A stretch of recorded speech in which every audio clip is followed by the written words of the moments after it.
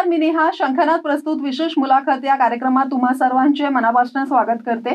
आज आपल्यासोबत उपस्थित आहे नागपूर शहर अध्यक्ष ॲडव्होकेट नंदा परातेजी. शंखनाद प्रस्तुत विशेष मुलाखत मध्ये तुमचे मनापासून स्वागत आहे मॅम. चर्चेला आपण सुरुवात करूया. हलबा समाजाचा जर आपण विचार केला तर सध्या हलबा समाज चर्चेत आहे. त्यांच्या समस्या नेमक्या काय आहे?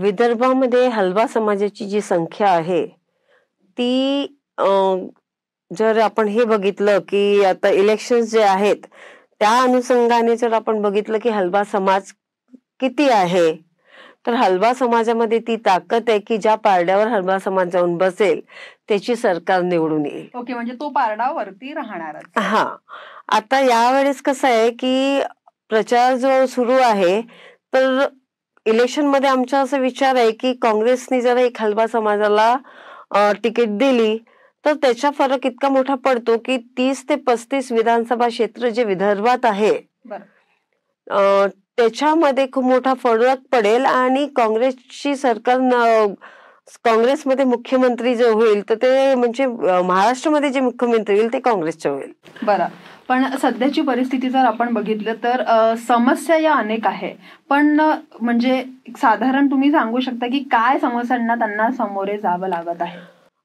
ऍक्च्युली कसं आहे, हलबा समाजांना संविधानामध्ये आरक्षण आहे. बरोबर. 1980 पर्यंत तो आरक्षण त्यांना मिळाला, त्याचा लाभ हलबा समाजाने घेतला. पण हळूहळू तो आरक्षण त्यांनी कमी केला. बरं. आणि आज परिस्थिती अशी आहे की हलबा समाजाला आरक्षण नसल्यामुळे जे धनाढ्य बलाढ्य लोक आहेत त्यांचे मुलं डॉक्टर म्हणजे उच्च शिक्षणात जातात आणि ओपन कॅटेगरीमध्ये ते नोकरी करतात. पुण्याला, मुंबईला, बाहेर देशातही आमच्या समाजाची मुलं भरपूर आहेत. पण जिथे परिस्थिती नाजूक आहे, जसं आमचा जो जुना एरिया आहे तिथे परिस्थिती खूप नाजूक आहे, तर त्याच्यामुळे जे शिकलेले मुलं आहेत ते ऑटो चालवतात, ते कपड्याच्या दुकानात नोकरी करतात, आणखी कुठे नोकरी करतात. म्हणजे ग्रॅज्युएट शिकलेला पोरगा आज 10 ते 15 हजार रुपये कमवतो आणि तो आपला घर चालवतो. बरं, म्हणजे परिस्थिती अशी पण आहे. हा, पण संविधान आम्हाला सरकारला काहीच मागायचं नाही. आम्हाला जे संविधानात आहे, बाबासाहेबांनी जे आम्हाला संविधानात दिलेलं आहे आम्हाला ते पाहिजे. आम्ही सरकारला काहीच नवीन मागत नाही. आता गडकरी साहेब 2014 मध्ये जेव्हा इलेक्शनला उभे झाले लोकसभेमध्ये तेव्हा त्यांनी आम्हाला शब्द दिला होता की जर मी निवडून येतोय तर मी तुम्हाला न्याय मिळवून देईल म्हणून. मग 2014ला हलबा समाजाने त्यांच्यावर विश्वास ठेवला. मग 2019ला पण हलबा समाजाने त्यांच्यावर विश्वास ठेवला आणि आता 2024 मध्ये ते निवडून आले. पण कुठेतरी त्यांनी हलबा समाजामध्ये, हलबा एरियामध्ये जो मतदानाचा टक्का आहे तो घसरला.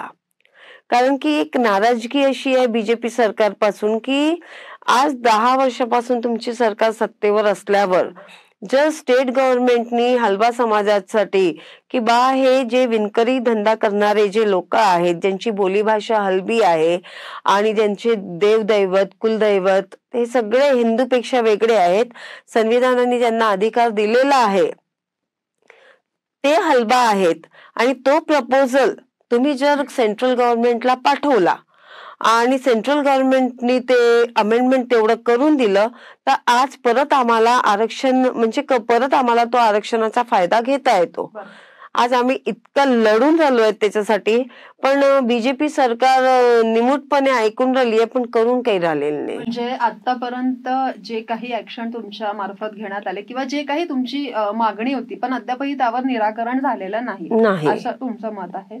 बरं, आपण नेहमी महिलांविषयी आरक्षणचा जर विचार आपण केला तर 50% आरक्षण हे महिलांना मिळालं पाहिजे आणि मिळत पण आहे. पण येणाऱ्या इलेक्शन मध्ये महिलांचा जर आपण विचार केला तर त्यात किती टक्के महिलांना तिकीट मिळण्याची संभावना आहे? पण खरंच तिथे महिला आरक्षण लागू होतं का असं मला विचारायचं आहे. काँग्रेस पक्षामध्ये आता जर बघा, मी राहुलजींचं जे बोलणं आहे की आणि जे त्यांनी काय म्हणते तर जी आर कायदा जो आहे तर 33% आरक्षण मिळालं पाहिजे. बरं, हे काँग्रेसची भूमिका आहे. काँग्रेस याच्यासाठी म्हणजे काँग्रेस याच्यासाठी लढूनही राहिला, पण बीजेपी या भूमिकेची नाहीये. आणि दुसरी गोष्ट 50% रिझर्वेशन म्हणजे जिल्हा परिषदमध्ये, पंचायत समितीमध्ये, कॉर्पोरेशनच्या इलेक्शनमध्ये, महानगरपालिकेच्या इलेक्शनमध्ये, या सगळ्या इलेक्शनमध्ये 50% रिझर्वेशन महिलाला आहे. काँग्रेसची भूमिका आहे महिलांना पूर्ण रिझर्वेशन द्यायचं, आणि यावेळेस राहुलजींनी ती भूमिका घेतलेली आहे. आणि 33% रिझर्वेशन तरी नागपूरमध्ये देण्यात येईल हे आम्हाला वाटते, आणि ते देतीलच. बरं, नक्कीच या सगळ्यांची महिलांना तरी वाट राहणारच की त्यांना 33% जे आरक्षण आहे ते मिळावं. येणाऱ्या इलेक्शन मध्ये जर तुम्हाला तिकीट मिळाली तर तुम्ही काय नवीन चेहरा म्हणून समाजासमोर जाणार आहे? मध्य नागपूरमध्ये पहिली गोष्ट, आजपर्यंत महिलाला तिकीट मिळालेली नाही. बरं, मी मध्य नागपूरसाठी प्रयत्न करते आहे, कारण की हलबा समाज जो आहे मध्य नागपूरला तो 1,20,000 आहे, आणि त्याच्यात वोटिंग जे आहे ते 90,000ची आहे. तर हलबा समाजाला आतापर्यंत बीजेपीने त्याचा खूप चांगला फायदा घेतला हलबा समाजाचा. म्हणजे बीजेपीने जेव्हा सत्तेमध्ये येण्यासाठी प्रयत्न केला, कारण की काँग्रेस सत्तेमध्ये होती 15 वर्षाच्या अगोदरपासून, पण बीजेपीने जेव्हा म्हणजे आपला एक पैत्रा टाकला की गडकरी साहेब बोलले होते 2009 मध्ये की जर बीजेपीची सरकार येईल तर हलबा समाजाच्या आम्ही महापौर बनवू. आणि त्यांनी 4 महिन्यासाठी हलबा समाजाचा महापौर बनवला. त्याच्यानंतर बीजेपीने स्टेप बाय स्टेप आपल्याला महापौर दिला. बीजेपीने काय म्हणते तर स्थायी समितीचे अध्यक्ष दिले, बीजेपीने नगरसेवक दिला, आणि 3 टर्म पासून म्हणजे 15 वर्षापासून मध्य नागपूरमध्ये हलबा समाजाच्या विकास कुंभारे साहेब जे आमदार आहेत ते हलबा समाजाचे आहेत, आणि ते आज 3 टर्म पासून तिथे आहेत. काँग्रेसनी जर हलबा समाजाला विश्वासात घेतलं आणि काँग्रेसनी जर एक तिकीट मध्य नागपूरला दिली तर त्याच्या पूर्ण 33 विधानसभा क्षेत्रामध्ये खूप मोठा फायदा होईल. कारण की मी पहिलेही सांगितलं की हलबा समाज ज्या पारड्यावर जाऊन बसते तोच आणि त्याची सरकार बनते.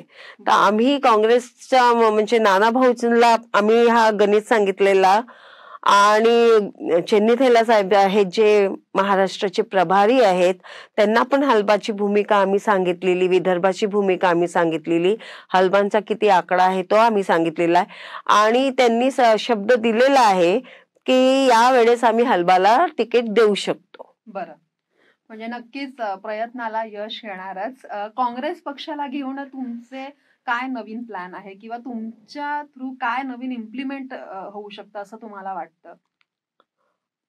काँग्रेस राहुलजींनी जी भारत जोडो यात्रा केली तेव्हापासून काँग्रेससाठी लोकांचे जे मत होते, लोकांची जी पाहण्याचा दृष्टिकोन होतं हे चेंज झाला. आज काँग्रेसला खूप मोठं स्थान विदर्भात तरी आहे, कारण की आम्ही जर ज्या पद्धतीने बघतो, आज मी नागपूर शहराला अध्यक्ष आहे, महिला अध्यक्ष, आणि नानाभाऊ जे आहेत महाराष्ट्राला अध्यक्ष आहे, यांच्या नेतृत्वामध्ये विदर्भामध्ये तर आहेच आहे, पण पूर्ण महाराष्ट्रामध्ये आज नानाभाऊच्या नेतृत्वामध्ये काँग्रेस खूप मोठ्या प्रमाणात वाढलेली आहे. विकास भाऊ आज 10 वर्षापासून शहर सांभाळतायत, आणि विकास भाऊनी पण जेव्हा काँग्रेस संपत आलेलं होतं नागपूरमध्ये त्यावेळी विकास भाऊनी ती कमान सांभाळली, आणि आज विकास भाऊ नाही म्हटलं तरी आमचे विकास भाऊ ठाकरे खूप म्हणजे त्यांचं एक मोठं अस्तित्व उभं झालेलं आहे काँग्रेसमध्ये, आणि त्यांनी नागपूरला एकदम सामोर आणून ठेवलेलं आहे. त्यांच्या नेतृत्वात आम्ही काम करतो. तर नागपूरमध्ये जर पाहायला गेलं की लोकसभेमध्ये आपण पाहू की गडकरी साहेबांना जे बोलत होते की मी कोणाच्या दारात जाणार नाही, मी प्रचार करणार नाही, विकास भाऊनी त्यांना घाम फोडला. तर नागपूरमध्ये आणि विदर्भामध्ये, महाराष्ट्रामध्ये काँग्रेसचा आज पारडा खूप मोठा भारी झालेला आहे. नक्कीच. जेव्हा पक्षामध्ये तुम्ही प्रवेश केला, तुम्ही राहुल गांधीजींना भेटलेले आहे, तेव्हा हलबा समाजाबद्दल जेव्हा तुम्ही सांगितलं किंवा त्यांच्या जे काही प्रश्न आहेत त्यांच्याबद्दल तुम्ही सांगितलं, तर तेव्हा म्हणजे सांगितल्यानंतर त्यांच्याकडनं काही पुढाकार घेण्यात आले? मी जेव्हा पहिल्यांदा प्रवेश घ्यायच्या वेळेस मी मुकुल वासनिक साहेबांना भेटली आणि वासनिक साहेबांनी मला खूप छान गाईड केलं. ते बोलले की तुझा जो प्रश्न आहे, तुझ्या समाजाचा जो प्रश्न आहे, तो तू राहुलजींच्या पुढे मांड म्हणून, आणि मग तू त्यांच्याशी बोल, चर्चा कर आणि मग तू प्रवेश घे म्हणून. तर त्यांनी मला ते मार्गदर्शन केलं. त्याच्यानंतर मी राहुलजींना भेटली, त्यांना आमच्या समाजाच्या प्रश्नाबद्दल सांगितलं. मग त्यांचं म्हणणं एवढंच होतं की आमची सरकार आली की आम्ही नक्कीच हलबा समाजाचं काम करू आणि तुम्हाला जे आरक्षण मिळत होतं ते आरक्षण परत आम्ही लागू करू. हे शब्द बोलले, ते एवढं आश्वासन त्यांनी मला दिलं होता. तुमचे येणाऱ्या निवडणुकीमध्ये काही प्रश्न आहे का, की तुम्हाला ते जनतेसमोर मांडायचे आहे, की काय सुधारणा झाली पाहिजे? लोकांपुढे येस. मी एवढंच आवाहन करील लोकांना की आज जे आम्ही बघतोय, एक पॉलिटिकली म्हणून आणि एक साधा एक नागरिक म्हणूनही संविधानाने जे अधिकार आम्हाला दिले आहेत त्या अधिकाराचे हनन होऊन राहिलेत. बरोबर. तर संविधान वाचवणं नाही म्हणणार मी, पण संविधानासाठी लढण्याचं काम आज राहुलजी करतायत, त्यांच्या नेतृत्वात आम्ही सगळे करतोय. महाराष्ट्रामध्ये नानाभाऊ करतायत, नागपूरमध्ये विकास भाऊ करतायत. तर आम्ही संविधान वाचला पाहिजे. जे अधिकार संविधानाने आम्हाला दिलेले आहेत ते संविधानाचे सगळे अधिकार सामान्य नागरिकापर्यंत पोहोचले पाहिजे, त्याच्यासाठी आम्ही लढतोय. दुसरी गोष्ट आम्ही बघतोय की आज बीजेपीच्या काळामध्ये महिलांवर बलात्कारचा जो आकडा आहे तो खूप मोठा आहे. तर तो आकडा कमी झाला पाहिजे, तो आकडा निस्तनाबूत झाला पाहिजे. कायद्यामध्ये असे बदल आले पाहिजे. काँग्रेसची सरकार आली की आम्ही काँग्रेसच्या जे वरिष्ठ आमचे अध्यक्ष आहेत, आम्ही त्यांना सांगू की कायद्यामध्ये असे काही बदल करा आणि अशा फास्ट ट्रॅकवर महिलांच्या या बलात्कारच्या केसेस झाल्या पाहिजे की जी सजा त्यांना मिळेल त्याच्यामुळे बलात्कार कमी होतील. फास्ट ट्रॅक कोर्ट आले की 6 महिन्यात किंवा 3 महिन्यात त्यांचे निकाल लागतील, तर एक भीती मग लोकांमध्ये निर्माण होईल आणि महिलांना ती सुरक्षा मिळेल. दुसरी गोष्ट, एक पोलीस स्टेशनमध्ये महिलांसाठी 2 वकील आणि 2 काय म्हणते तर जे समाजसेवक हे असतात ना महिलांच्या, ते ज्या लेडीज सोशल फील्ड मध्ये असून ते महिलांसाठी बोलतात, त्या तिथे नेमल्या पाहिजे का, आणि त्यांच्या माध्यमातून महिलांवर होणारे अत्याचार त्यांच्या घरापर्यंत ते जाऊन जे कायद्यामध्ये बदल आलेला आहे. मला आताच ते माहित झालं की जर एखाद्या महिलेवर फसवणूक कोणी करून राहिलेलं आहे आणि तिची सहमती असली तरी ती कोर्टामध्ये, तरी ती पोलीस स्टेशन मध्ये जाऊन त्याच्या विरोधात FIR नोंदवू शकते. तर ज्या नवीन कायद्यामध्ये फेरबदल होत आहे त्या सगळ्या फेरबदल महिलांपर्यंत पोहोचला पाहिजे, महिलांना त्यांचे अवेअरनेस आलं पाहिजे आणि त्याच्यासाठी काँग्रेस थ्रू आम्ही ते अवेअरनेस मुवमेंट पण आम्ही राबवू. दुसऱ्या गोष्टी जे आहेत की ज्या बेरोजगारी हा सर्वात मोठा प्रश्न आहे, महागाई हा सर्वात मोठा प्रश्न आहे. काँग्रेसच्या राज्यामध्ये महागाई इतकी नव्हती, 440 मध्ये सिलेंडर मिळायचा, आज 1200चा सिलेंडर आहे. हे महाराष्ट्राचे इलेक्शन झाले की आणखी 200-300 सिलेंडर वाढून जातील. तर बीजेपीची जी ही लाडकी बहीण योजना आहे, ती लाडकी बहीण योजना जर त्यांनी न देता आज मुलांना जर त्यांनी बेरोजगारी दिली, म्हणजे आज मुलांना त्यांनी हाताला काम दिलं आणि काय म्हणते तर महागाई कमी केली, तर लाडकी बहीण योजनेची गरज नाही. नक्कीच तुमचे जे काही पुढील प्लॅन आहे किंवा जे काही तुमच्या हलबा समाजाला घेऊन जे काही समस्या आहे, नक्कीच त्याचं निराकरण होणार. नागपूर शहर अध्यक्ष म्हणून तुम्ही समाजापुढे काय सांगू शकता? मी महिलांना एवढंच सांगते की आपण 24/7 स्वतःला घरामध्ये झोपतो, तर कुठेतरी आपण 2 तास फील्ड मध्ये आलो तर कसं होईल, एक अवेअरनेस तुमच्यामध्ये आलं पाहिजे. त्याच्यासाठी तुम्ही जास्तीत जास्त संख्येने काँग्रेस जे संघटन आहे त्या संघटनेला त्या जोडल्या पाहिजे. ज्या त्या सोशल वर्क करतात लोकांपर्यंत त्या गेल्या पाहिजे आणि महिला संघटन हा नागपूरमध्ये खूप मोठा झाला पाहिजे. महाराष्ट्रामध्ये नागपूरच्या महिला संघटनेचं एक मोठं नाव झालं पाहिजे, ही अपेक्षा माझी आहे. नक्कीच मॅम, अपेक्षेचा कुठे ना कुठे रिझल्ट मिळणारच. तर आजच्या कार्यक्रमात आपण इथेच थांबूया. पुन्हा भेटूया नवीन विषयावर नवीन व्यक्तीसह. तोवर बघत रहा शंखनाद प्रस्तुत विशेष मुलाखत.